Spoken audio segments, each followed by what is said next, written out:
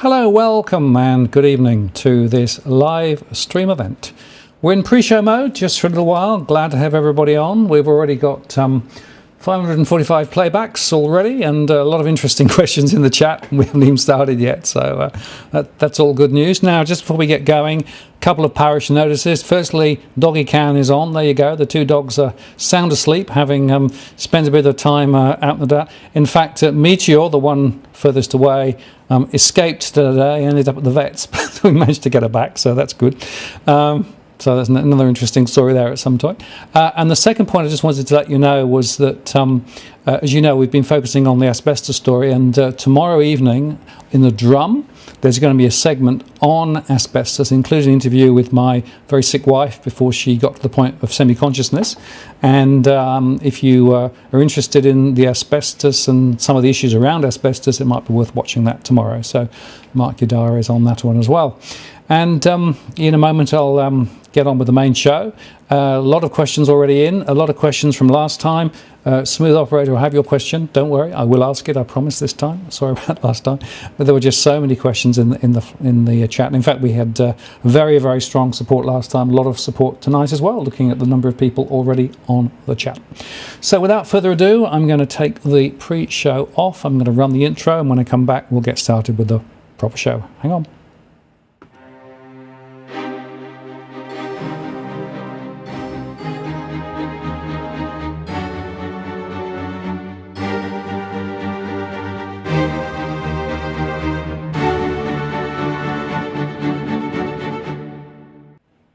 Well, good evening and welcome to this live stream on the 14th of December 2021. Martin North from Digital Finance Analytics here. Great to have you on the stream, and very interesting conversation tonight. I've got Victor and Steve queued to come in just a second, but just before I do that, I'm going to put up my normal little notice just reminding everybody that we don't give financial or legal advice on the show. This is just a general conversation. The chat is moderated. Please play nice. This is as at the 14th of December if you're watching in replay. If you'd like to ask a question, then use @WalkTheWorld to make sure that you get my attention. That's the best way to get it highlighted in my chat dialogue. I can't promise that all questions that will be asked will be answered, but we'll give it a good go. And also I've enabled Super Chat, so if you'd like to make a contribution to what we do here, feel free to use the Super Chat, or indeed get your question to the top of the list. I've said a few times we don't do this to make money, we do this because we care about the issues. So that's what I'm going to say there. And now, without further ado, let me push the button here. Victor, I think you're there first. Hello, how are you? I'm great. How are you? Yeah, very good. Good to have you on the stream again. And it seems like only yesterday that we were already doing this, but there were so many questions that you volunteered to come back on again. Tremendous time. Yeah, it was great. It was great fun last time, so very happy to be back. Thank you for having us. And Steve, you're there too? Not too bad, mate. I'm suffering from actually having my burst yesterday. But they're looking, I'm nodding off. It's because I'm dying and turning into a 5G tower. Yes, okay. Any excuse. But you're back in Sydney now? Yeah, actually, I'm in Engadine right now, so staying here with my sister. I've come out to do all the necessary procedures to re-enroll as a voter, so which is a prerequisite for being a candidate in the next election for the Senate for the New Liberals. Great, okay. Well, now I've got a whole bunch of questions. Victor, I think the first one is for you. This is from Max, and the question that he actually asked was this. You know, there are two main parties, and then there are a few other parties, but there are lots of minor parties that are popping up. The question is, what does this proliferation of minor parties tell us about what's going on at the moment? Oh, I think there's undoubtedly a lot of concern about the trustworthiness of the two major parties. I mean, I was out letterbox dropping today, and every time I meet somebody in the garden and I tell them about our party and how it's like a real Liberal party that, tries to engage in aspects of justice and compassion and equality of opportunity, they nod like mad because and this is in a so-called blue ribbon Liberal seat, they nod like mad because people are very dissatisfied with the duopoly, as we call it now. And so we, as a party, are a natural reaction to that, but there are other parties, and there's also a slew independents popping up across the country, trying to use the playbook of Cathy McGowan, who won in Indi, and Zali Steggall, who won against Tony Abbott in Warringah. So, yeah, all those alternatives are a function of the dissatisfaction with the major parties and the lack of trust of the major parties. And the major parties know this very well, and we may have talked about this before, but they introduced legislation designed to try and eliminate a lot of those small and emerging parties. They're now trying to introduce legislation to stymie the independents on their funding issues. I won't go into the details of all that, but it just, it's a real battle. It's a battle. It's not a battle between Labor and Liberal anymore at all. It's a battle between the duopoly and a whole range of other people and parties and independents who are seeking to reintroduce some sort of sanity into our political system. I think it's a global phenomenon too when you look at it, because there are people dissatisfied with the Tories in the UK, of course with the duopoly in America. And a lot of this, I think, is just a sign of what happens with the structure of the political system. It wasn't a given that you'd get corrupt behaviour out of the actual parties themselves, but their funding is driven by large donors. Their brand structure means small interest groups, like, for example, let's just take one at random, Pentecostal religious people can take over a party and totally change its nature.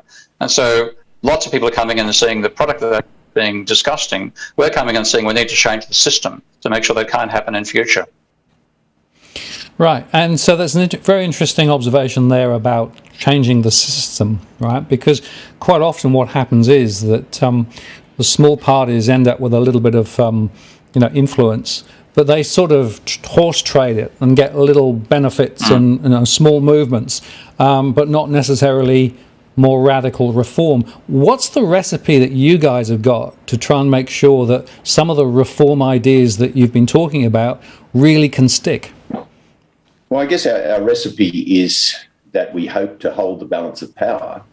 And if we do, we will unashamedly blackmail the major parties into reforming donations law, getting rid of media monopolies, doing something on climate change, introducing a real federal independent commission against corruption with teeth. If they want our cooperation, that's what they'll have to do. But, the next parliament won't be like any other parliament that's ever been seen before in this country, but what sort of parliament will it be like? If it's just us holding the balance of power, I think we can predict that we'll do just what we said.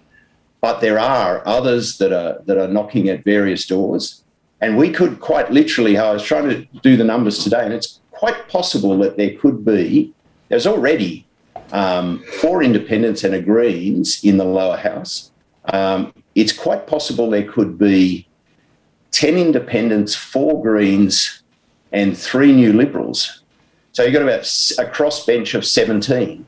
Now, how that would work, I really don't know. One can make some predictions about the proclivities of the current independents and the Greens, because they've shown their stripes and they have published policies. And you can make predictions about us from what we say and from our very detailed published policies. But the independents don't have policies as such. They work on a totally different system. So it's impossible to know really who they are, what they do, and what that would do to the balance of power and the ability to hold government to account. So it's all before us. It's going to be quite an interesting future. Absolutely. Well, as I've said before, it's good that we can have these sorts of conversations on this sort of channel. It's a pity that the mainstream media is not actually having similar conversations, right? Because it's almost like the mainstream stories are being somewhat emasculated, and the real issues and policy issues that you guys are talking about aren't getting much of an airing on the mainstream. No, they're not really getting an airing at all. And it's kind of frightening in a way. I had a tip-off that Morrison had instructed the press gallery that if they reported on us, then they would find it very difficult to get cooperation from ministers and would possibly be excluded from the cabinet briefings.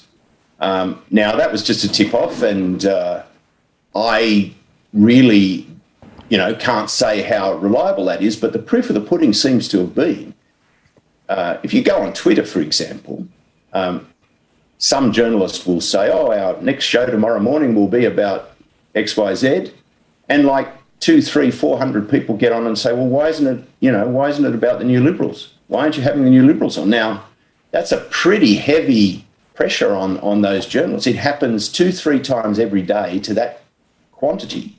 And particularly when they say they're going to have on Barnaby Joyce again, or one of the, fringe ratbag like George Christensen or one of these people yet again, that our followers on Twitter go absolutely insane. And I think they're not just getting pressure from Twitter, they're getting pressure from everywhere, but we're not getting interviewed. So it tends to confirm what my tip-off was. Still not evidence, but the likelihood seems to be building over time as we get more and more traction. And, even on your show, Martin, I think we broke the record for viewers last time. And so that's happening to us all over the alternative media. With Steve Kline now as our number one Senate candidate, he and sometimes I join him, I get interviewed all over the world, but not by the Australian mainstream media. So I don't know how long they can hold out on that, but it is a very interesting discussion we need to have about that. It just seems to me that we're getting a very sort of strangulated set of discussions in the mainstream, and unfortunately some of those sort of big policy issues and some of the why questions, why are things the way they are, don't really get... give you an example, right? And this is a question I got earlier on. Do politicians lie? If they do, why? And why doesn't the media call them out? Discuss. Do you want to have a go, Steve? Oh, God. It's often because they're trying to control the narrative. And so if you give a genuine answer to a question, you might lose control of the narrative itself, and you're trying to dominate it. They treat the media like a public relations organ of their parties rather than an actual third estate. And to some extent, the decline in the quality of the media in the last 40 years, mainly because the media never worked out how to adapt to the internet and never learned how to go from the buy a physical copy of a paper to subscribing in any sensible way. It's reduced the calibre of journalism, it's reduced the amount of time they have, and they've now fallen into, we've got to fill spaces in a digital page. We'll just reproduce Scott Morrison's latest puff piece as a news story. And then if they get told, we're going to cut you off from the puff pieces, if you talk to the New Liberals, then you get a truncation of the debate because they don't know what to put in there otherwise. So I used to, when I was doing my PhD, one of my pleasures was sitting down and reading Alan Ramsey in the Sydney Morning Herald on a Saturday, reading his column. Now, there really is nobody who does analysis like Alan does today. And the funding just isn't there to support the critical media we need. So we're basically fighting not just political corruption, but also an inherent corruption of the media system too. Yeah, and I think, getting back to the core of that question too, Martin, about do they lie and why do they lie? Do they lie? Yes, that's the simple answer, and everyone knows that. Why do they lie? I think it's because, first of all, they start off wanting to please everyone. So you might have... So I feel this pressure when I'm talking to individual voters and groups of people. So you might have a very complex, nuanced policy, and someone at a town hall meeting will ask you a question about that, and you really get a sense of what they want to hear. And it's sometimes quite easy to tell a kind of half-truth by... I do hope I resist this, but there is a temptation to tell a half-truth by taking out the nuance, and just leaning it to one way. And then when you're at the next meeting and the next person asks the question, leaning it the other way. And I suspect that becomes a kind of way of life until they kind of forget where the truth is. And I think there's another dimension beyond that where they get addicted to lying. I actually believe that Scott Morrison is addicted to lying. I think even when he doesn't need to lie, he still does, because he feels that he's lied so much that he feels safer when he's lying than when he's telling the truth, you know? So I that's just my own personal psychoanalytic answer there, but I think there's some truth in that. They also sort of seem to like they're in control of everything too. That can't be forgotten. And they're not experts. They're generalists. And one of the reasons why we're doing what we are now is that the type of people who get attracted to politics are a bit like what Groucho Marx used to say. He'd never belonged to a club that had had him as a member.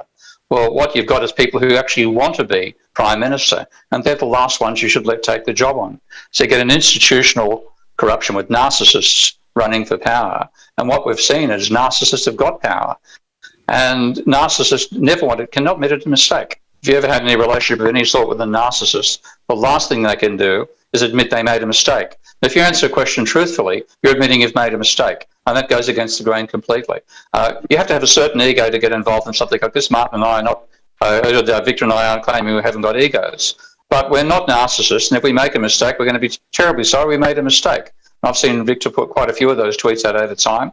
And that's going to be a practice we try, and I've done the same. We try to maintain honesty. And I think, and that's really the fact that the political system selects for narcissists, I think is a major reason why we're in the state we are now. And one thing we have to do as a party over time is work out how we avoid the same thing happening in our own internal selection processes. Yeah, very good. So I guess that takes us to the sort of the nub of it, right, which is that there is a narrative that we want people to understand is different from the one that is being propagated by the mainstream parties, which is, you know, treating people as sheep, telling them very simplistic things, playing perhaps also to the hip nerve pocket of the of the wallet, and it comes back to a sort of slightly more philosophical question, which is what is politics about in the first place, and you know it. What are we really trying to achieve as a society and as a community, and how does that play in then to the political system and the economic system that supports it? Yeah, I think there's no doubt.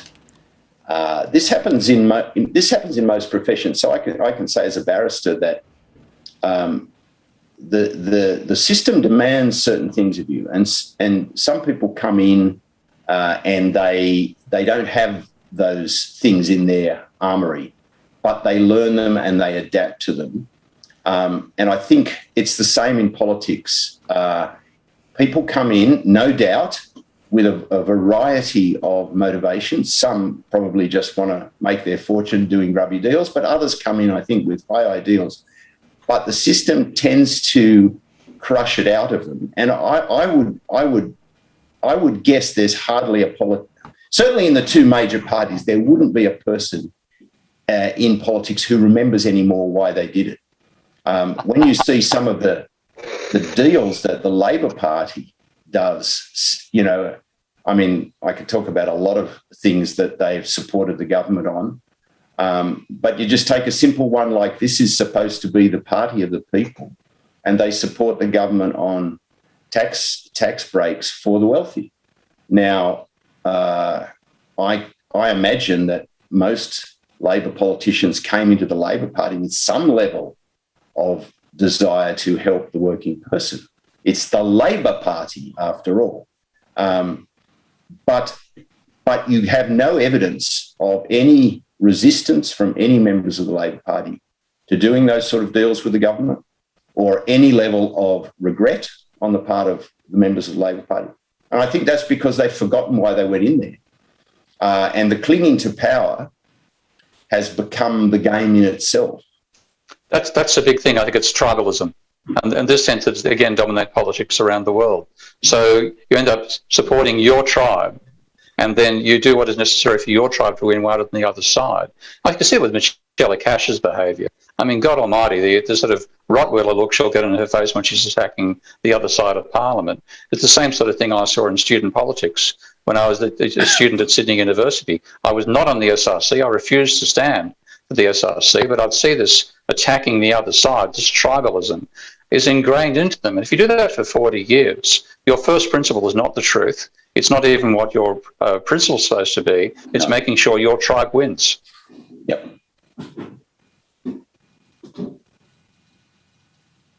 Sorry, Martin. You've gone quiet, Martin. Sorry, my apologies. That was my. I muted myself. There was a bit of background noise here, and then forgot to unmute myself. I said that, of course, suggests sometimes that the real agenda is just to win the next election. Yeah. Yes, I think that's very true. The whole agenda is to win the next election. So say anything, do anything, commit to anything, bribe anybody, metaphorically or literally, pork barrel wherever you can, just to get back into power. Yeah. That's right. Sorry, Steve, but I was just going to say that tribalism that Steve's talking about isn't just amongst the members of parliament, it's amongst their supporters. You know, Trump famously said, I could walk down Fifth Avenue and shoot someone dead and my supporters would still support me. And that the tribalism of those who support the two major parties is much like that.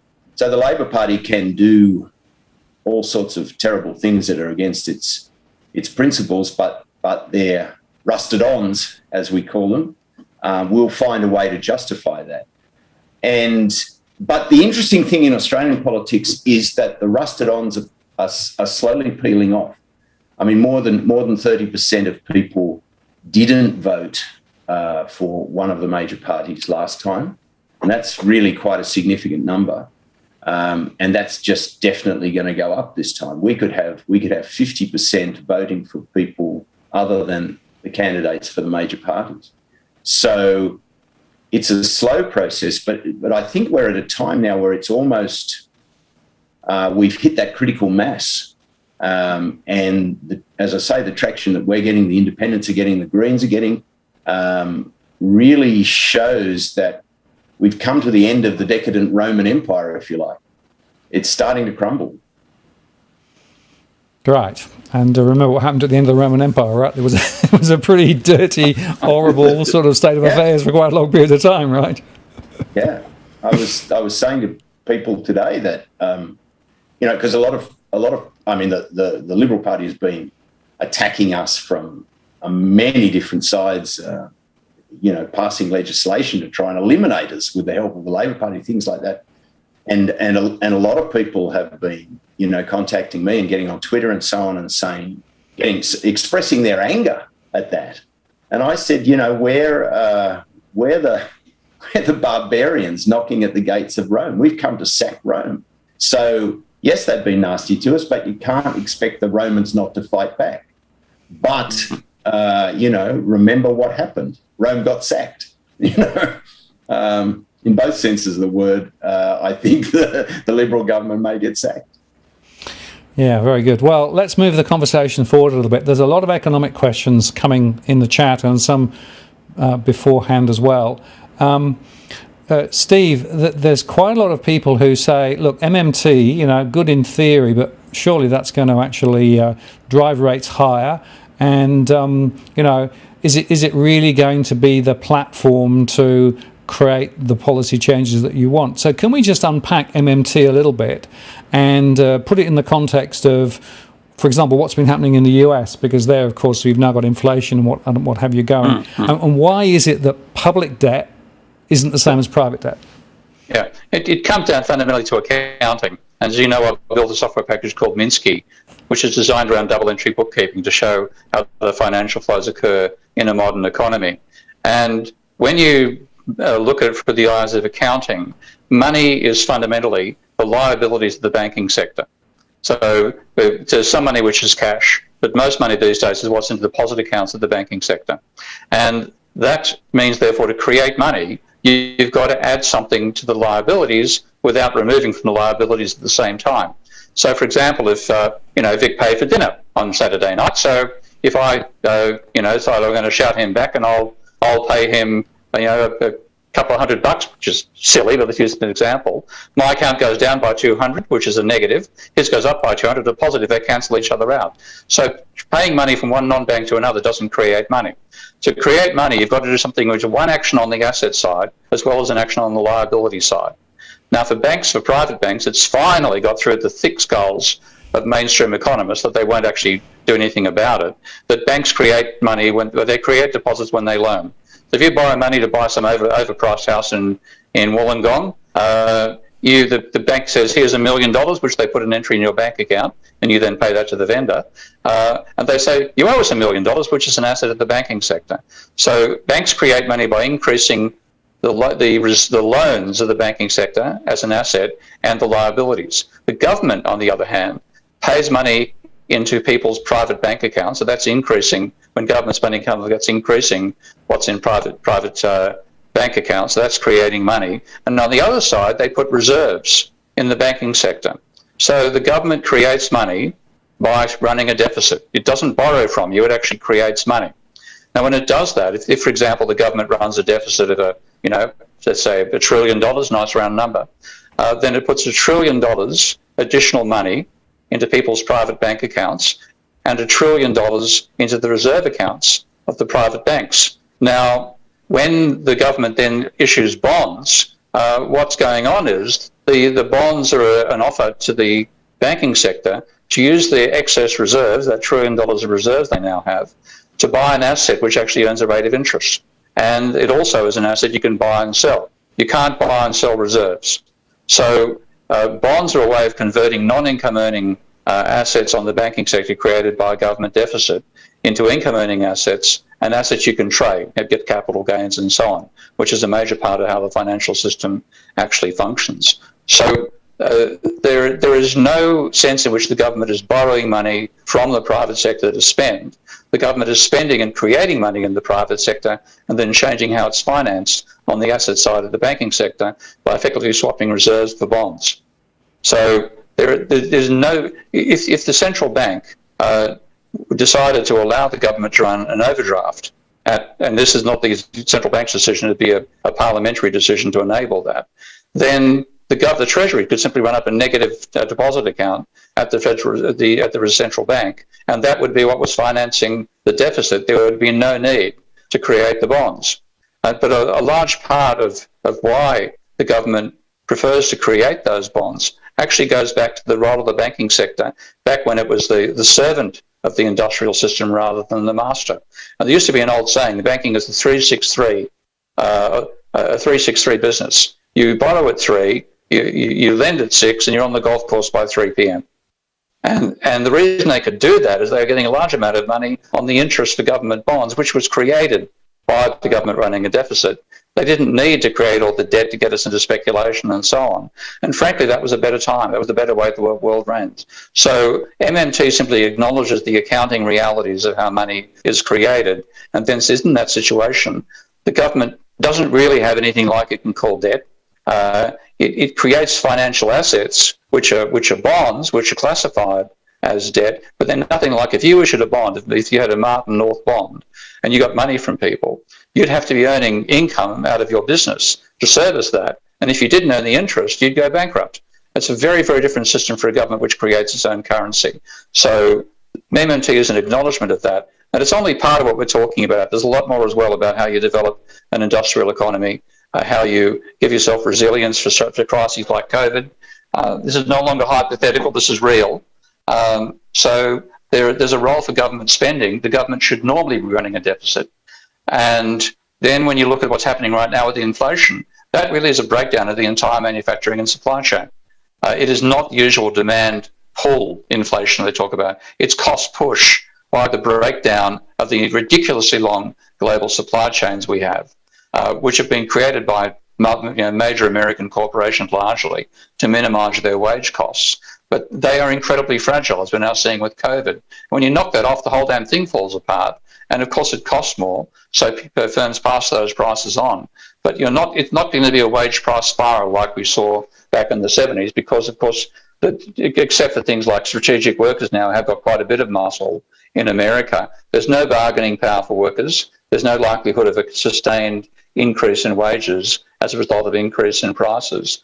I think what we're going to see is actually a lot of commodities that used to be standard purchases by working class people will no longer be affordable. And that's a sign of the breakdown of the production system. It's nothing to do with MMT.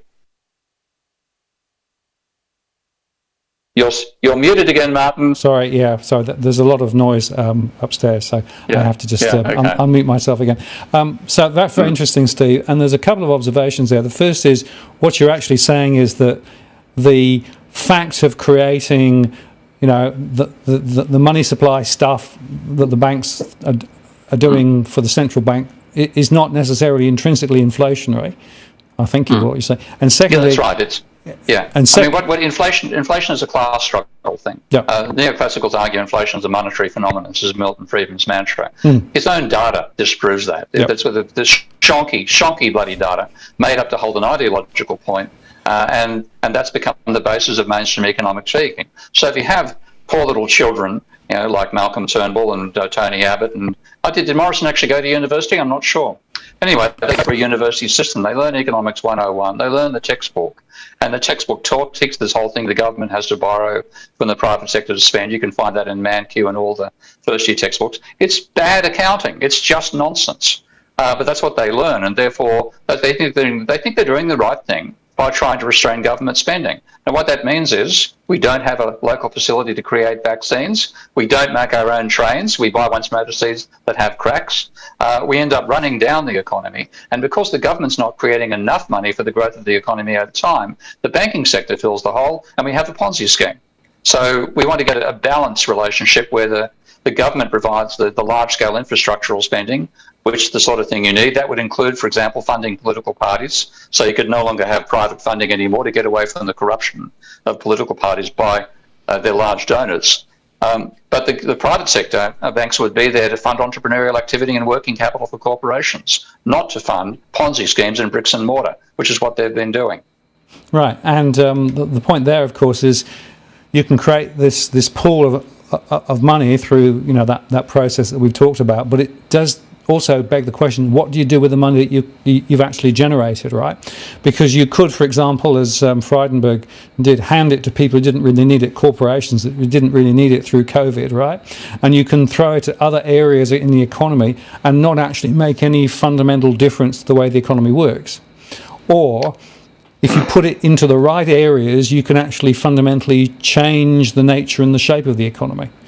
That's right. I mean, a large part of taxation doesn't fund government spending. Taxation decides who hangs on the money created by the government.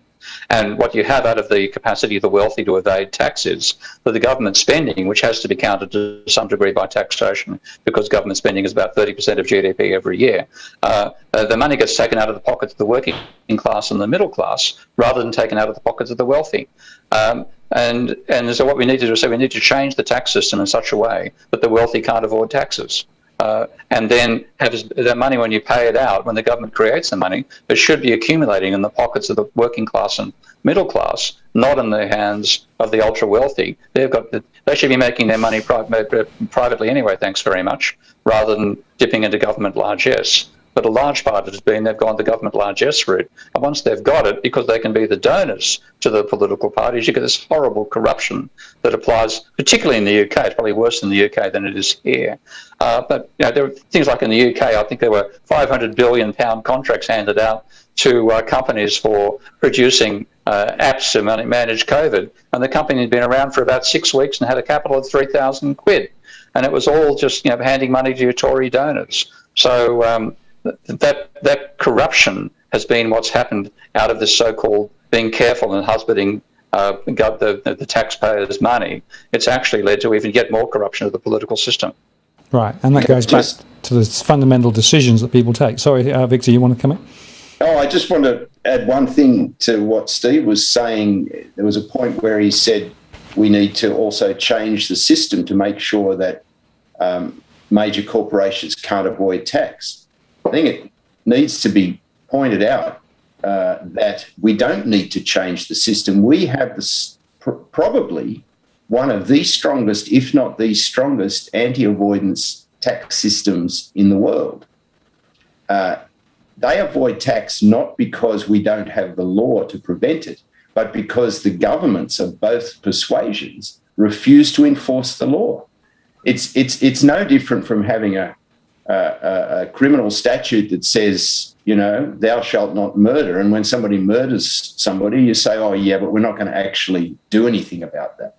The laws are there. The government just won't use them and won't enforce them. And the directives to the Commissioner of Taxation, I don't know what the behind-the-scenes directives are, but what you see is small businesses and individuals being pursued like animals for sixpence here and a shilling there, when they could use the same laws to get the $40 billion a year that's being avoided by the major corporations.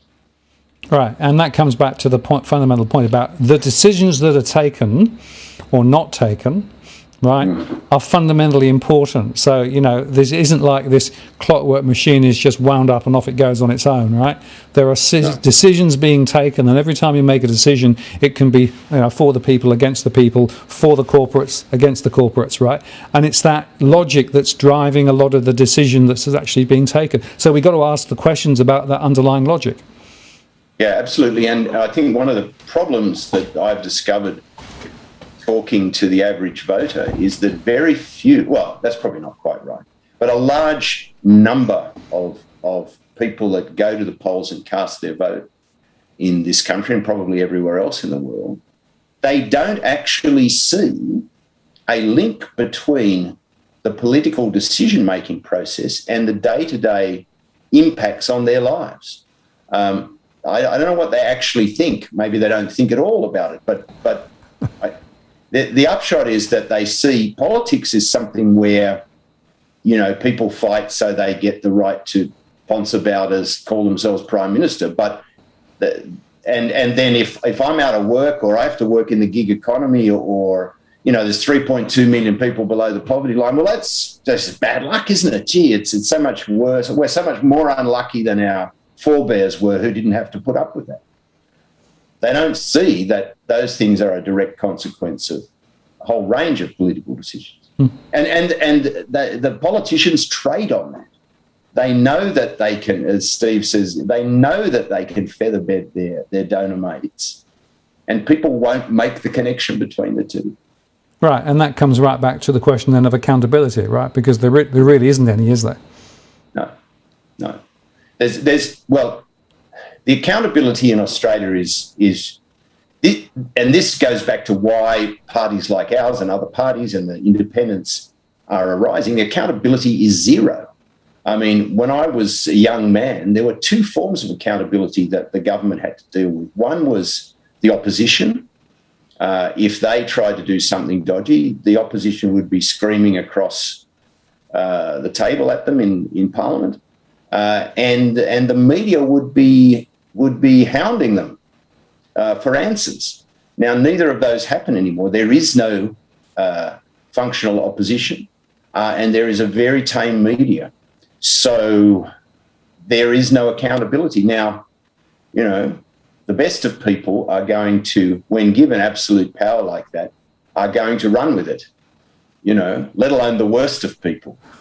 But hence the Roman Empire analogy that I made before. Absolutely, yes. Absolute power corrupts, and all that sort of thing. Yeah. Now, Steve, there's a question from last show from Smooth Operator, which I'll put up on the screen here because it's quite a complicated one. But controlling interest rates, 5-40%, or in line with capital gains, would this approach keep property from being an investment class, reducing speculation and stabilising prices, and help savers forming a deposit? So trying to actually take out the capital growth out of property.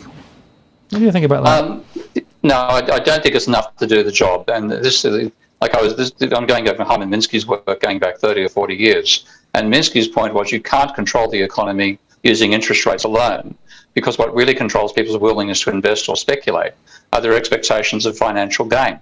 And if you expect, for example, that you're going to see a 20 or 30% increase in property prices in 1 year, then you're going to swallow a 15% rate of interest because you think you're still going to be coming out substantially ahead. So interest rates alone don't work as a control, because the main thing controlling it is your expectations of profit. So what you have to do is address that side of things and say, we don't want you to profit out of property speculation anymore. Property speculation is the least creative way to become a billionaire. and it's the most effective way to become one in Australia. So we have to stop that. We want to stop property speculation being the driving factor in the economy and have banks lending for real investment rather than lending for speculation. Now, the large part of that is we have to reduce the level of private debt right now because we have the second highest level of private debt in the world and the highest level of private debt by far of any country running a trade deficit, which we normally do. So we just have to reduce the level of household debt, and that's one of our policies to do so, and bring house prices down as a direct consequence of that, while also ensuring that people don't lose the equity they have in their housing. We want the banking sector to shrink, not people's equity. And I think that observation that the interest rate lever is insufficient to achieve the transformational change that's required is a really important insight. Right? Keynes had the same thing back in the 30s. It's actually quite fascinating. Keynes, if you read his, people want to get an idea what Keynes is like, don't bother reading the General Theory, the book. It's pretty bad in my opinion. Read a short paper called The General Theory of Employment. You can find on the web for free. And that's a 22-page summary of Keynes of his main ideas. And what he said there fundamentally is that interest rates don't control investment. Expectations of future profit do. And then what happened with the neoclassicals, with John Hicks playing a leading role, they simply misinterpreted the whole thing as a supply and demand mechanism, and they argue, therefore, that the interest rate controls the demand for money. And that nonsense has been around for 90 years, it's 80 years, it's been wrong for 80 years, but that's still the way the mainstream think. And that, again, is the danger of electing people who've done a first-year economics degree. But that also begs the question then, central banks, because central banks are pulling the interest rate lever. So what? Yeah, and I mean, they should be pulling this. What they should be pulling is the ethical constraints on banking, because how does a bank become a bank? Simple. It raises a large amount of money, signs a whole lot of government forms, meets some ethical standards, and then it gets a license to create money. And then at that point, you treat them like they're the masters of the bloody universe. No, they have a government-created license, which they should be using for socially decent objectives. But once they've got that, then they've got the power to create money, and with that power they can corrupt the political system. And that's what we've seen happening worldwide. So I want to constrain the power of bankers. Give an anecdote there. My father could have been a major figure in the Reserve Bank. He got the choice of going to the Reserve or the Central Bank when the Commonwealth Bank was both the People's Bank and the government's bank. And Dad used to say that in the 50s, if the governor at the central bank told the chiefs of the private banks to jump out the window, they'd ask which floor. He said 10 years later, the chiefs of the private banks were telling the central bank governor which window to jump out of. So I want to reverse that power structure and get it seeing banking as a public right, which has public responsibilities, and the banking sector be there to build the economy rather than build Ponzi schemes. So does that mean a public bank of some sort then?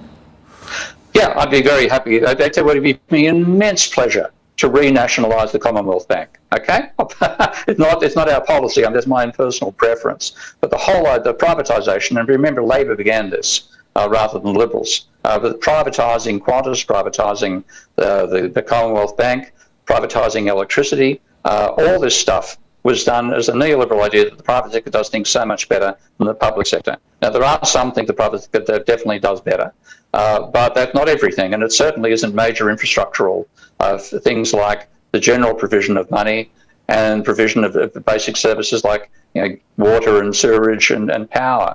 So we have to reverse that ideology saying the private sector does everything better. Obviously, ultimately, of course, of that is even more corruption in the political system, because those then private owners of what used to be public assets end up controlling the politicians by controlling their funding.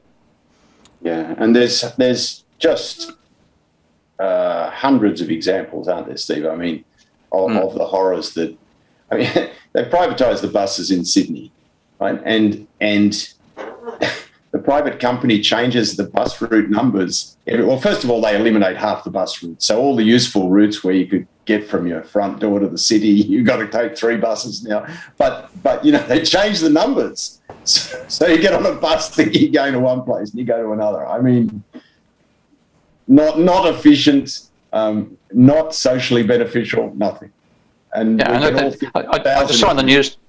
I saw on the news today that the New South Wales government looking at privatising the rail system again because of some of the financial they've been caught up. And now, of course, state governments are different to federal. They can't create money. They do have financial constraints and so on. And that means they should be better funded by the federal government. But you look in the UK, which is the poster boy for what happened when you privatised the rail system. It's a joke. And the whole idea was privatise it, you'll get much better investment, much better trains, much cheaper services. The UK's got the worst rail services in Europe, the oldest carriages, the worst timetables, and what's even funnier, most of them are owned by the government corporations of European countries. It's just a joke. So the last thing you want is to privatise fundamental services, where the whole idea is to make sure everybody who within any reasonable distance of a major population centre can hop on a train and get somewhere else. And that's a cost which should be covered by government money creation capability, not so much by private fees. In that sense, ease of transportation without needing a private vehicle is a sign of a well-managed economy.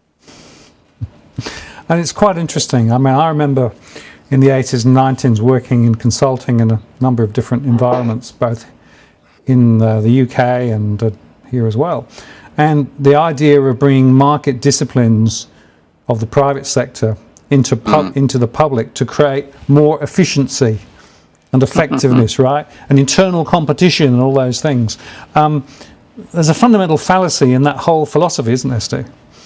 There is. I mean, the discipline of it's a whole myth of this idea of competitive economies and competitive markets. So small firms all working efficiently, buying and selling inputs off each other. When you look at the real world, the major corporations are the ones who are have incredible internal cost control and do everything locally, and they're driven by an overall vision. So, I've got to admit to being a Elon Musk fanboy for a whole lot of reasons. He produces everything internally, and what you've got is a huge command system.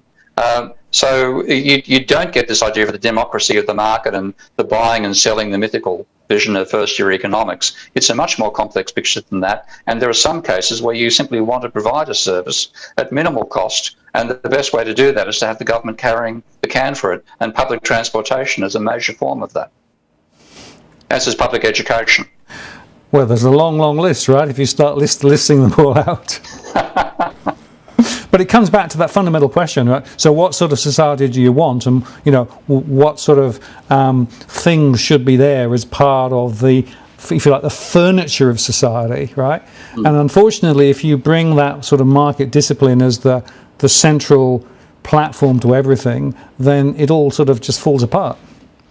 And you get all the overhead of a real market economy, which is not in the textbook. So, these privatised firms spend all their time competing with each other to market themselves. I experienced this with the University of Western Sydney, which I think is now called Western Sydney University. And one of these days it'll be called the Western University of Sydney, or which I'll abbreviate to WUS. It's run by a bunch of third-rate academics who could never get a real job in the real academic sector itself, paying themselves large salaries and wasting huge amounts of money on marketing, rather than saying, here's a quality barrier. Unless you get the exam, you can't get into our university.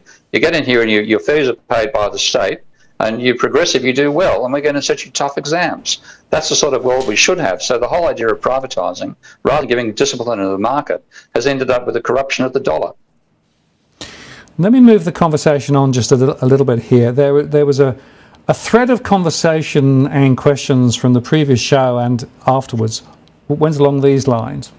We've got a climate emergency, COP26, and we've got the COVID thing. And the question was asked by quite a few people, is there line of sight between those particular things and corporate greed and the markets and all of those things? In other words, have we created those monsters because of the economic form that we've actually got running in the world at the moment? What do you think about that?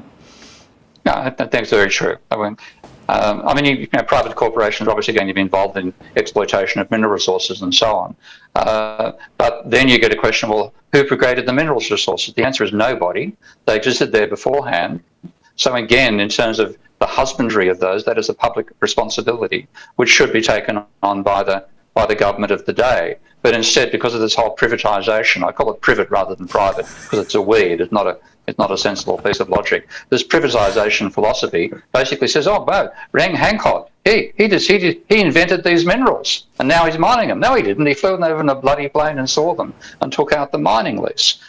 So you should be saying, if you're going to mine that stuff, that comes with responsibilities as well as a source of profit. Now, instead, by making everything privately, you end up with the sort of corruption we've seen. And also, they are fighting tooth and nail to stop these resources being blocked, when we know that certainly in case of coal, we simply shouldn't be mining it anymore. We have to, as fast as possible, stop pumping carbon dioxide into the atmosphere. And that is vital. And of course, private interests that own that and make a profit out of it are going to fight tooth and nail to stop it happening. And what about the COVID thing, right? I mean, you know, it's out there, but do you think there are actually economic drivers that explain why it is we get these sorts of things at this time in our history?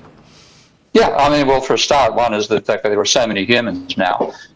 You know, any young aspiring pathogen is going to choose humans as its host rather than, for example, lions or tigers, because we're wiping the others to extinction and we're breeding like crazy. So in that sense, we've made ourselves the most exposed species for pathogens to develop in and grow.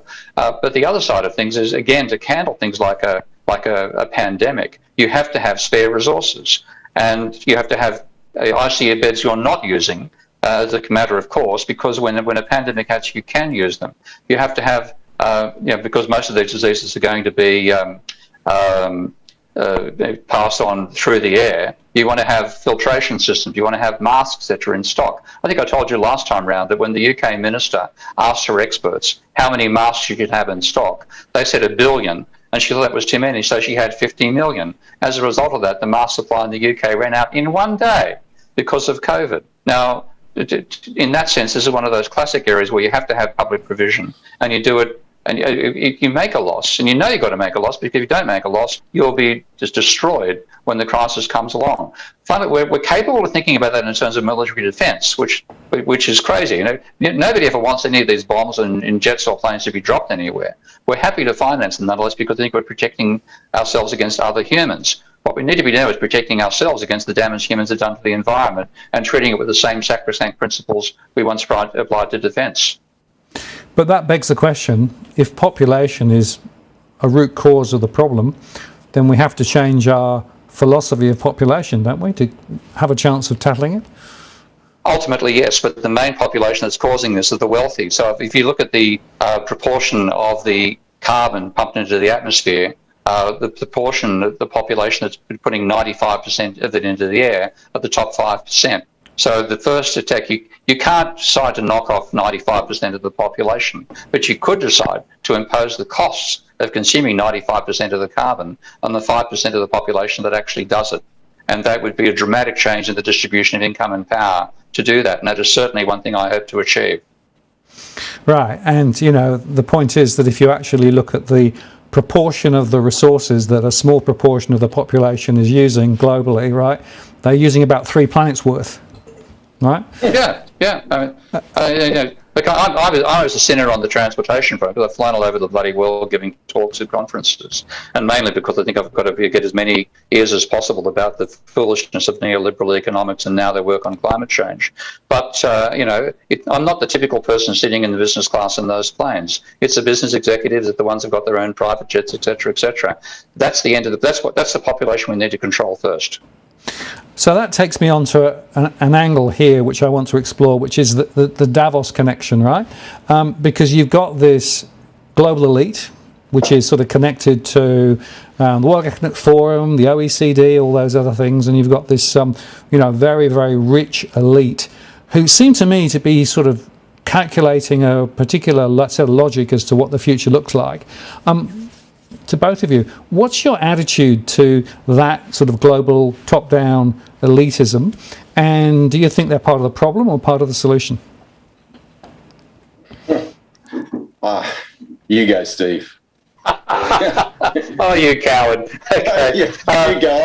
I'll jump. They're mainly the problem. Tails. Okay, they're mainly the problem. Without Rupert Murdoch, I'm never going to find a solution to anything. The power that he has, the power that the media moguls threw around when the media moguls mattered, Murdoch's about the only one left who does, that's corrupted the whole political system, and they use it to their own advantage. I'm no great fan of Bill Gates, I have to say, in terms of what he's done in both in business and in philanthropy afterwards. So they do control the agenda. And what you need to have is have the majority of the population controlling the agenda. You need Greta Thunbergs at Davos. You don't need Bill Gates. So that and having power to do something about it. But what we really see out of that is the incredible power, the incredible disparities in wealth and access that exist these days. And we have to address that. And that's a major reason why our party has come about. We are the little people. We are people who are disgusted by where politics has become in this country, and it's part of a global feeling of disgust. We want to get people who've had real lives, real jobs, and real experience, and have real empathy, getting in there and making the decisions and tearing down this money and power related system which has taken over the world. Yeah, and it's back to the Roman Empire, if I may. If you'd, even when the Roman Empire was in full decline, if you'd said to the average person, do you think these barbarians are going to stand a chance? They'd say, no, not against the Roman Empire. We've had 300 years, 400 years of dominating the world. They're not going to knock it over. And I think people look at that global power base, that interrelated power base between politics and industry and military and all those things that we know about, and think, my goodness, there's no way to overturn that. But there's a power in 6 billion people, and they're starting to mobilise. It's doable. It may not look doable, but it's been done before, and it'll be done again. And I think sooner than people realise. I think the need is so strong that it's driving people on. So the barbarians are at the gate. That's my last quote from the Roman Empire. After there's a couple more. I like the fact that they put on their sideshows to keep everybody. Yes.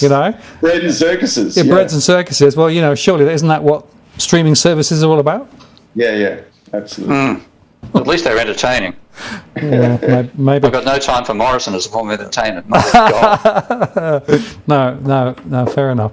And it's interesting because it occurs to me that some of those people, at Davos are actually running their own spaceship companies to be able to actually go and explore other planets, right?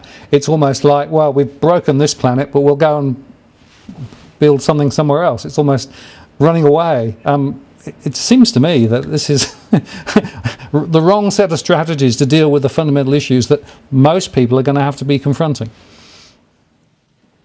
I'm not going to defend Bezos or what's his name, the other English character, but the objective that Musk has of getting us to be multiplanetary and getting off the planet, I think that's a vital objective, and it's actually he's doing what the government itself should have continued doing after the Apollo program. And so this is really one case where a private wealthy person is doing what the government should have continued doing for 50 years. And so there's a failure. The whole neoliberalism has failed to do the nation building and indeed species building stuff that it was started by Kennedy. So it's a quirk. It shouldn't be being done by him, but it is, and I'm glad it's being done by someone. Okay, interesting. Right, thank you for that. And look, I was old enough. I can remember the moon story and the amazing innovation that came off the back of it, and the vision and dream that Kennedy gave. I remember, the speech. It is very important, but it just feels to me a little bit sort of fiddling while Rome burns. Oh, Rome again. There you go. We're back. We can't escape. Now, I want to move the conversation on, Victor, to something I want to touch on with you. A number of people asked specifically about the removal of civil liberties and human rights by stealth that we've seen in Australia, in other places around the world, and that isn't just COVID related, but even before COVID. And the analogy that some people in the quote in the chat was talking about was like the frog in the pan, right? So that you turn the temperature up slowly and the frog doesn't notice until it's cooked. What's your perspective on human rights, civil liberties, and the erosion of, say, both?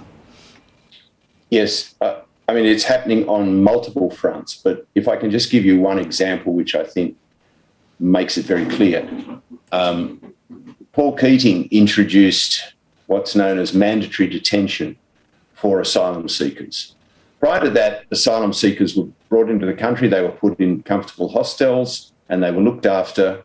I'd like to think that Keating brought in mandatory detention because a few of them went wobbling about somewhere and got lost, and he thought it might be more convenient to hold them against their will for a couple of weeks until their case was processed. I hope I'm, not sugarcoating him, but I suspect that's probably what his intention was. That has been extended without the legislation in question changing one little bit from the way Keating introduced it. That's been extended by administrative action and supported by the court system. So over time, so that you go from, I won't detail every aspect of the temperature going up on the boiling frog, but the result was that you started with people coming in and being held against their will. I mean, I don't personally believe anyone who's committed no crime should be held at the behest of any executive decision against their will. But it was a relatively minor thing that people decided they could accommodate a couple of weeks in detention while your case was processed. Fast forward 30 years, we now have a situation. The latest part of this situation is that the Liberal Party government introduced legislation which the Labor Party supported that purported to be that purported to deal with 26 men who were asylum seekers but had committed crimes, often quite minor crimes for which they got 1 or 2 years jail. And all of these men had served their sentences. And the legislation was designed to keep them in detention for the rest of their lives. The Labor Party supported this, and the Labor Party supporters said, well, it's only 26 lives, so it's worth doing. Labor shouldn't really, Labor doesn't want to make a big target of themselves and be shot down in the next leg. There's only 26 lives. First of all, I find it profoundly disgusting that people could sell away 26 lives or even one life for some sort of expedient political gain. But the fact of the matter was that was just the starting point. The reality is that the new legislation now enables the Minister for Immigration, in his or her complete discretion, to send a proven asylum seeker, that's someone who has established that they have a well-founded fear of persecution in their homeland, can send that person in contravention of the Refugee Convention that we've signed up to, can send that person home to their death.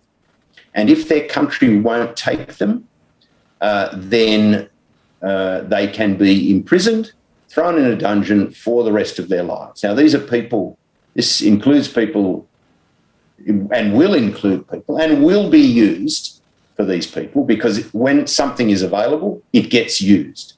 So people will come to this country and they'll put their hand up and say, I'm seeking asylum. And they'll go through the process and they'll prove themselves to be asylum seekers. And at the whim of the Minister for Immigration, they can be sent back to their death, or, as I say, if the country won't take them, imprisoned for life. Now,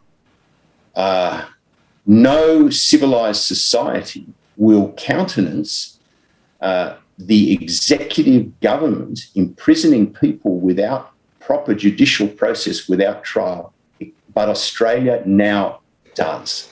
And don't tell me that this is going to stop at refugees, And in fact, it hasn't stopped at refugees, because the next step was to strip binationals of their nationality, of their Australian nationality. The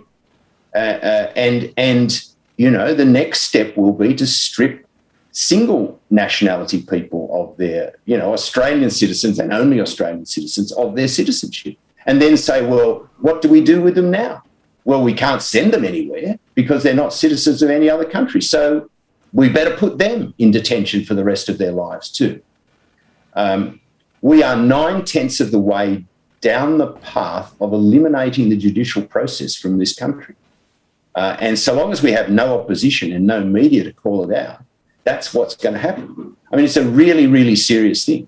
That's just one part of the degradation of human rights. We now have also journalists being arrested and intimidated. We have secret trials.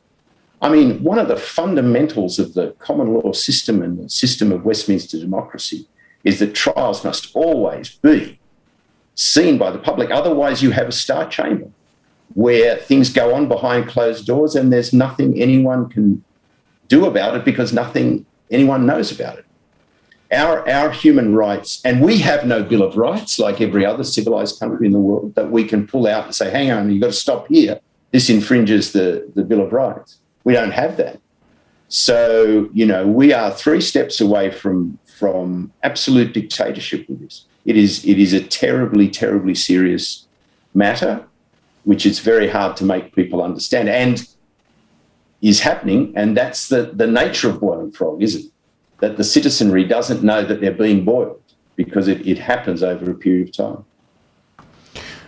And I guess if you think back over the COVID story over the last couple of years or so, and the imposition of thou shalt and thou shalt not do this and that. Yeah. What's the New Liberals' approach and philosophy with regards to dealing with the COVID thing? And did people overstep, or did they do the right amount of control? Was there too much imposition? Was there not? What's your reading of it?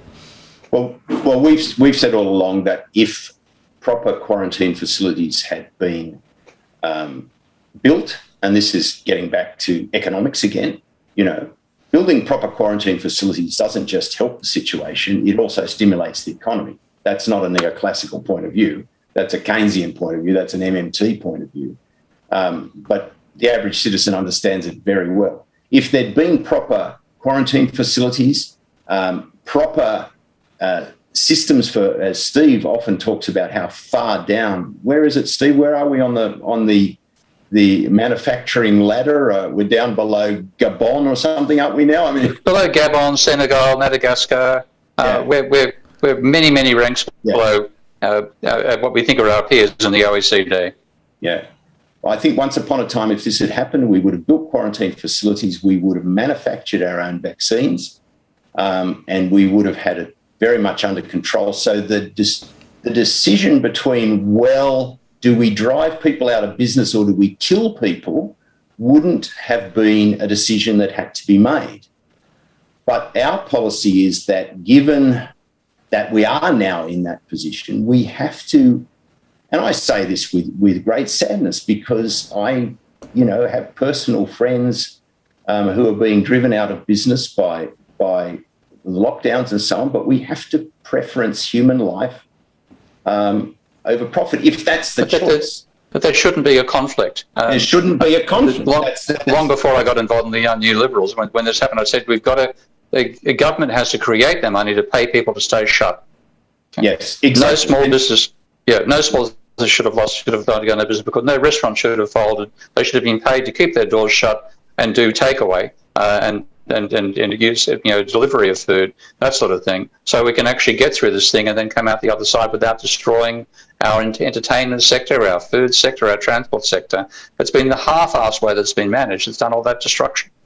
Yeah, absolutely. It is a profoundly soluble problem, for the very reasons you say, Steve, and yet the blockheads that run this country and our states don't see that. Don't be cruel to blocks, mate. Blocks play a useful function.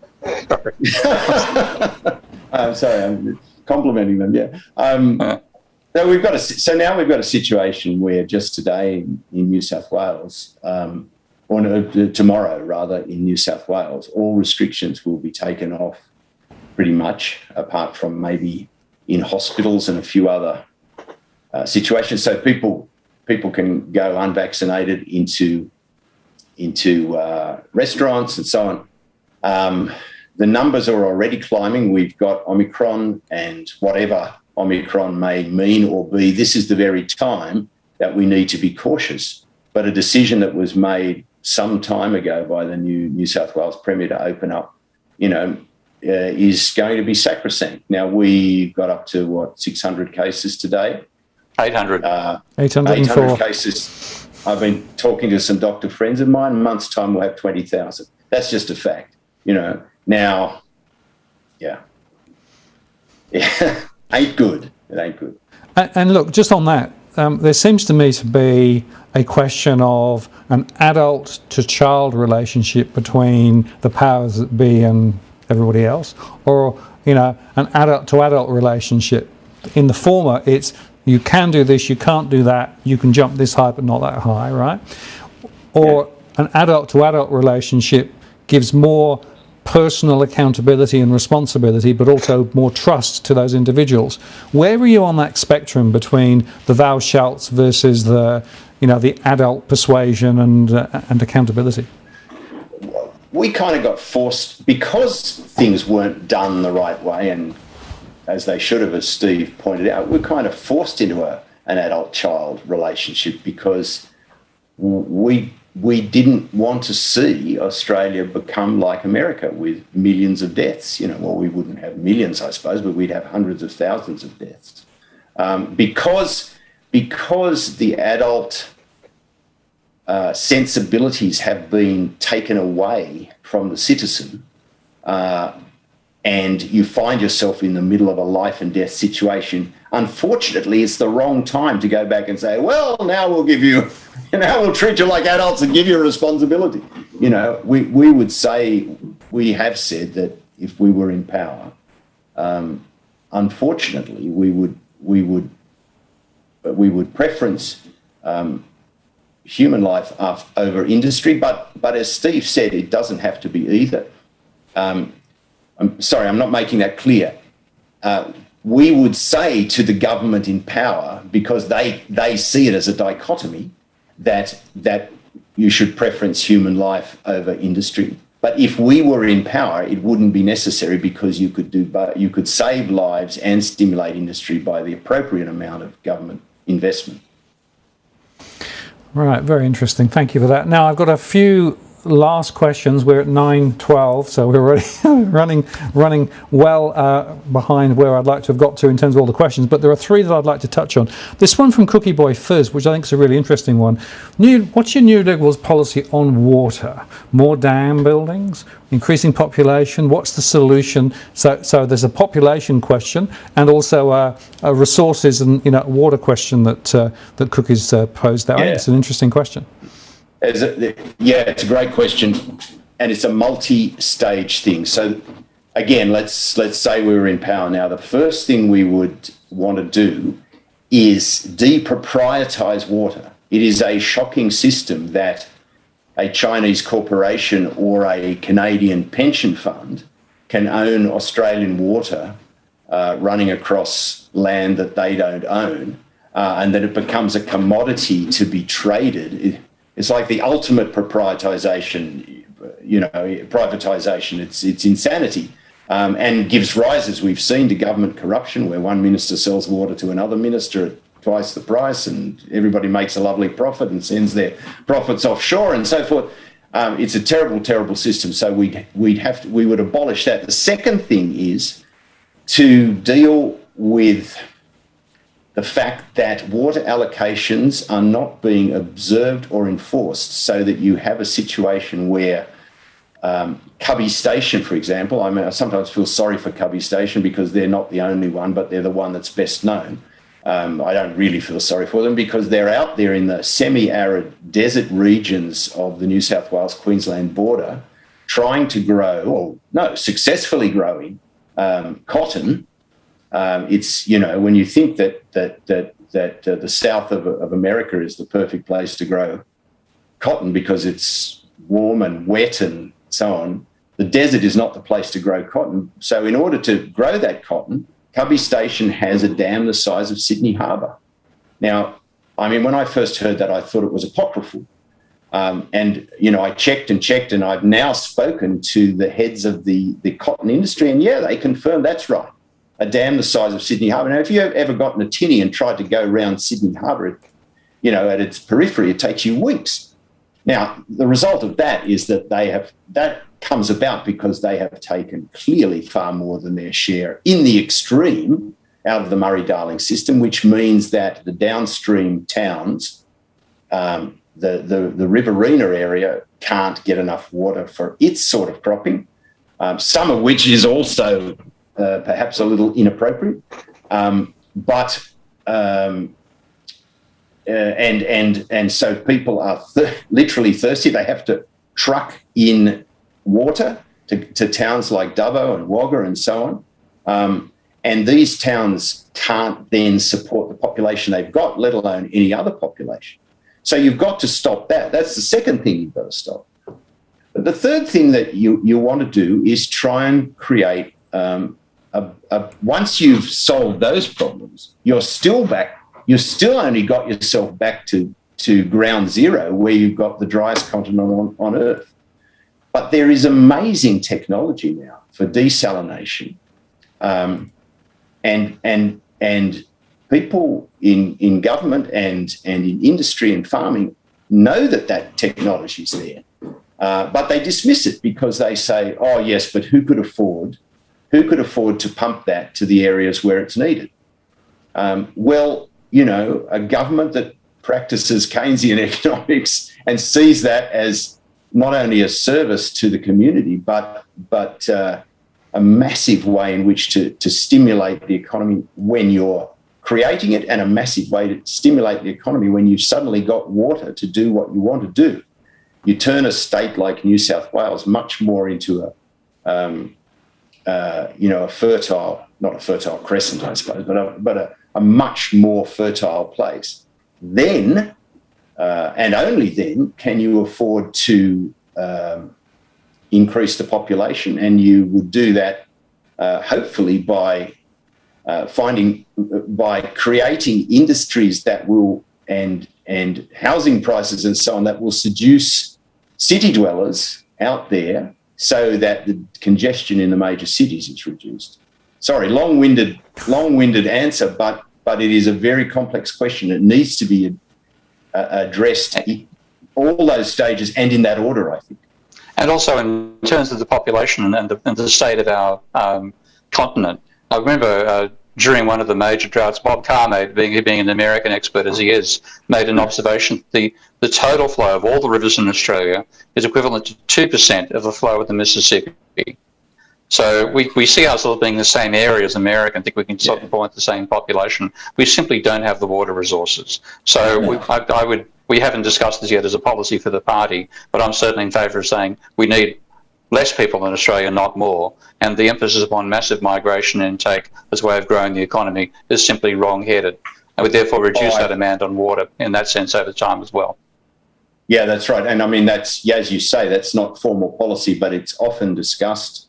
And I think we all agree that massive and inappropriate migration to service endless growth is a bad way to proceed. What I find as a barrister and a refugee barrister, what I find ironic, or it's more than ironic, it's tragic in the current situation, is that whilst with the current government and the previous Labor governments and so on, that whilst large numbers of people are brought in that probably we can't sustain and probably can't often cannot offer much to the Australian community other than taking up the next apartment in the next high-rise building that's built.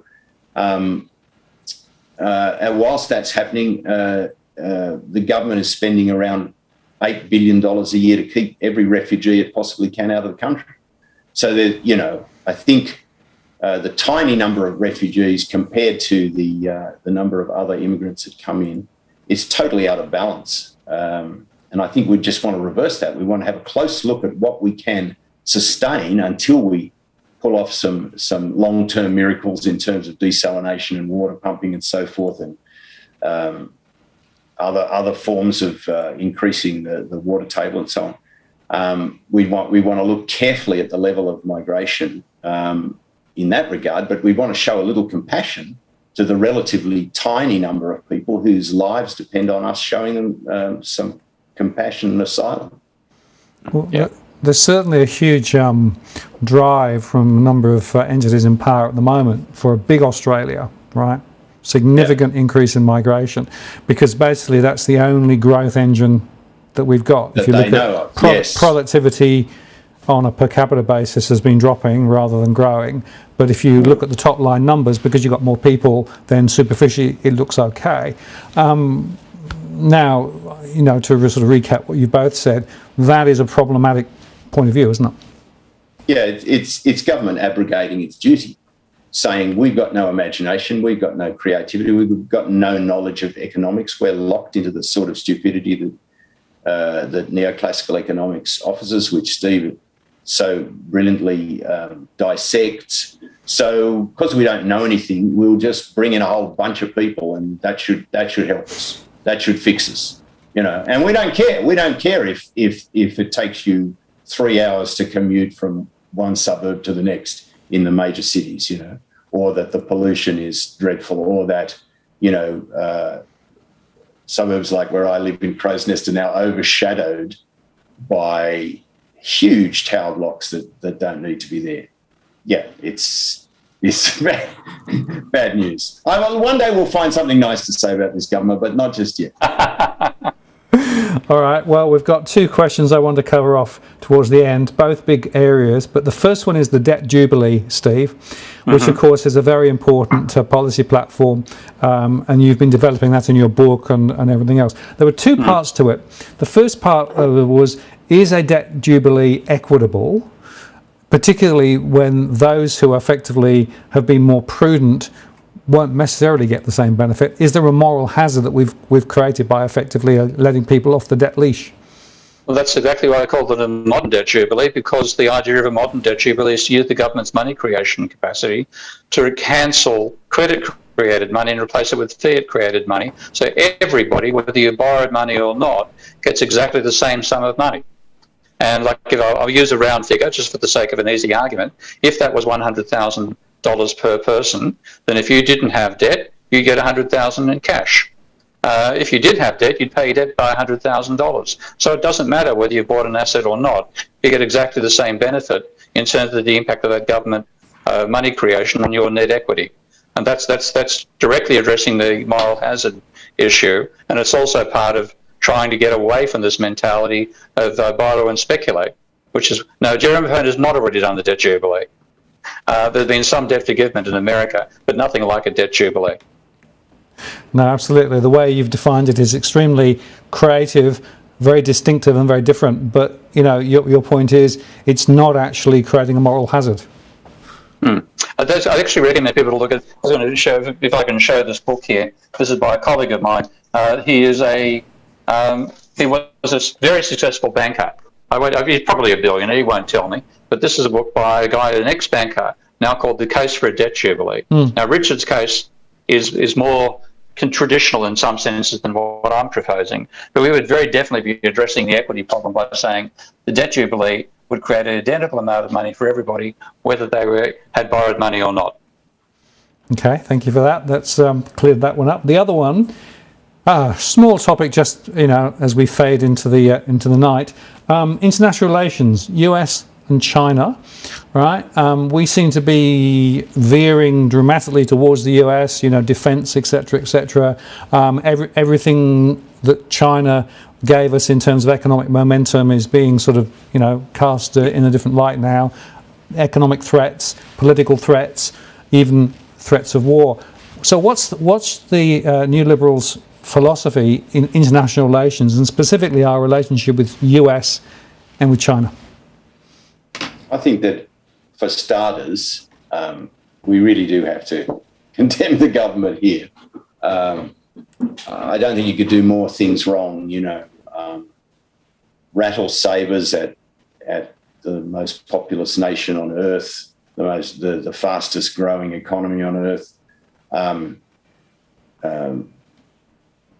Take a side with a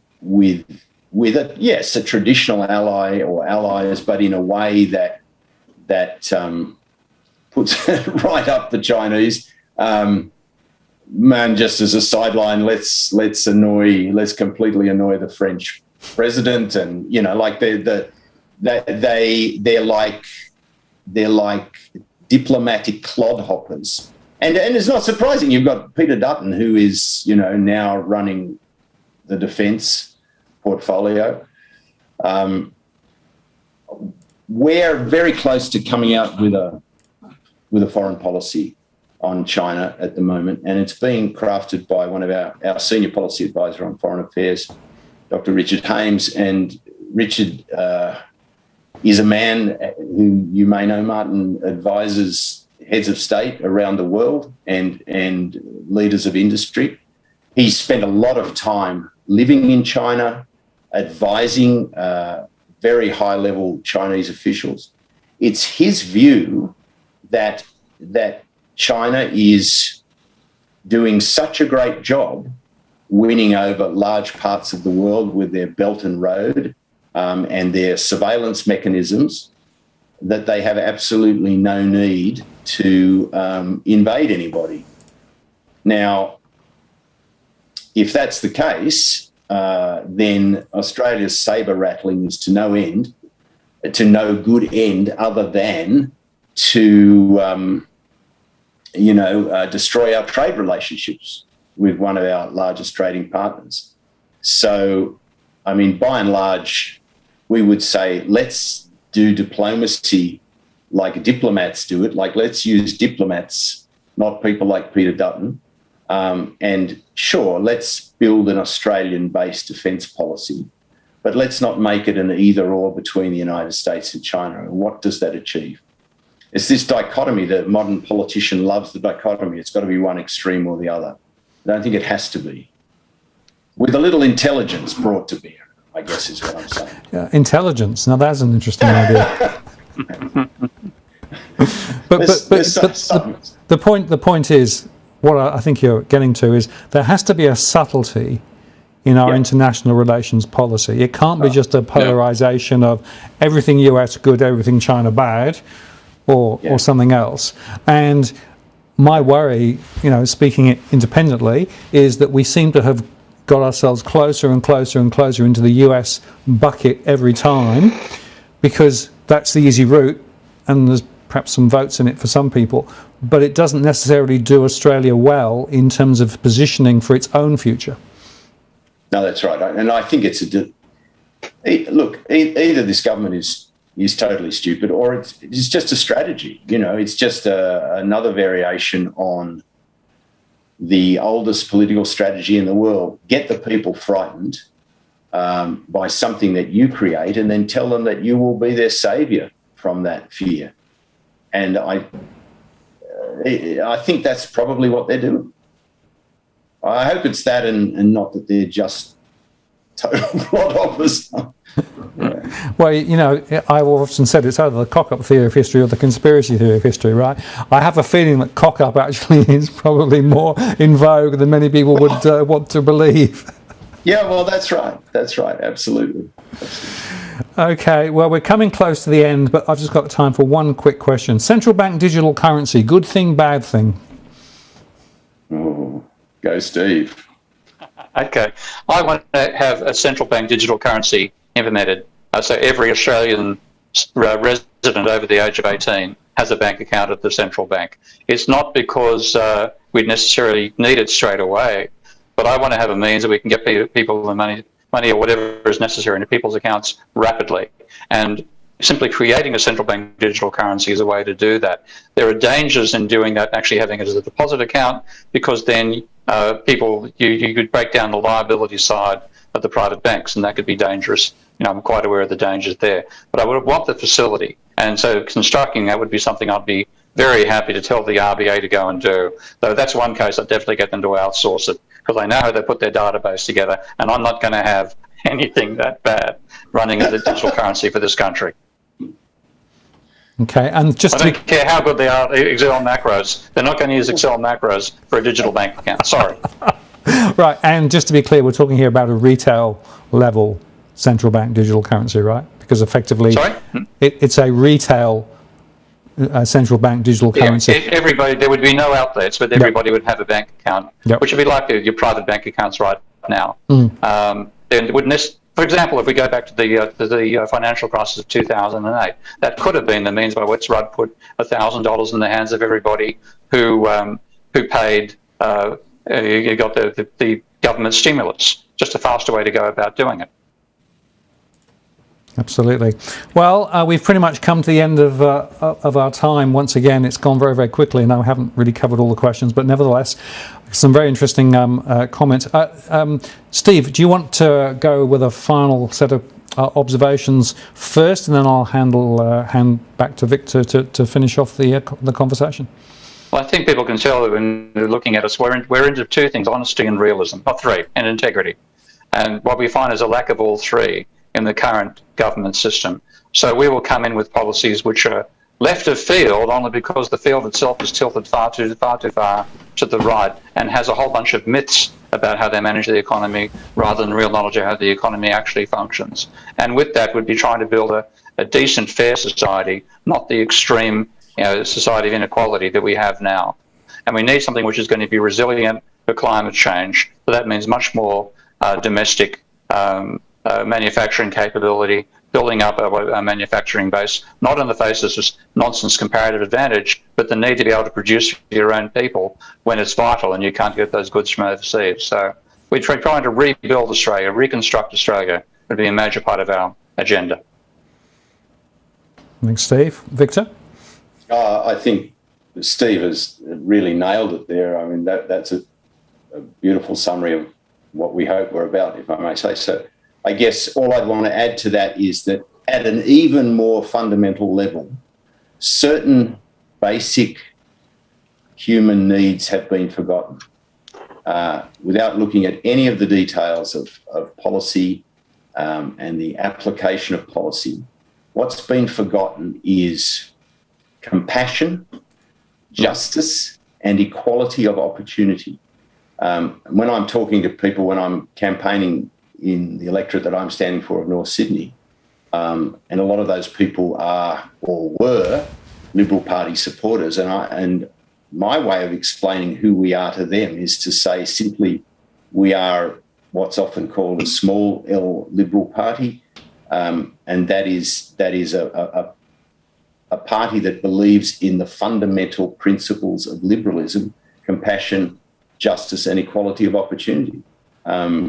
And I'm finding a lot of nodding heads when I go about the electorate saying that. So I think Steve gave the details. I'm just giving you the underpinnings of where we're coming from in a sort of emotional, an emotional philosophical sense.